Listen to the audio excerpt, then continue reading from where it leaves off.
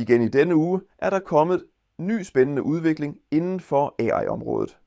Vi vil løbende fortælle om både helt nye, men også eksisterende relevante og brugbare ting på AI-området. Uanset om du aldrig har brugt AI, eller om du bruger det hver dag. Denne kanal hedder Forstå AI. Og her handler det om én ting. At gøre dig klogere på AI. Ingen teknisk baggrund kræves, bare nysgerrighed. Lad os hoppe ud i det. Nyhed 1. ChatGPT kan nu se og forstå billeder.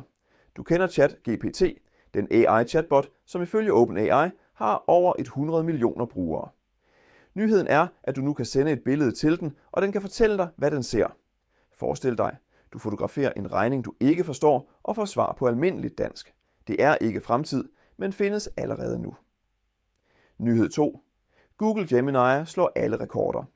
Google har lanceret deres nyeste AI, kaldet Gemini. Ifølge Googles egne test er den nu en af de klogeste AI-modeller i verden. Det betyder, at AI-assistenter som Google Assistent snart bliver meget, meget klogere. Du vil mærke det næste gang du spørger din telefon om noget svært. Nyhed 3. Sora AI, der laver film. Du skriver en sætning, og Sora laver en hel videosekvens ud fra teksten.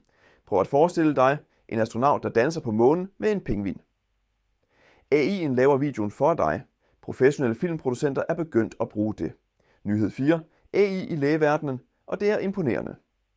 Ifølge studier, publiceret i tidsskriftet NEJM Evidence, er AI nu bedre end gennemsnitslægen til at stille visse diagnoser. AI'en fik ret langt oftere i de tests. Det er et lovende resultat, selvom det naturligvis ikke gælder alle situationer. AI erstatter ikke lægerne, men hjælper dem med at opdage ting, de ellers ville have overset. Nyhed 5. Metas nye AI-assistent er her. Meta, der er Facebook, Instagram og WhatsApp, har lanceret Meta AI direkte i dine apps.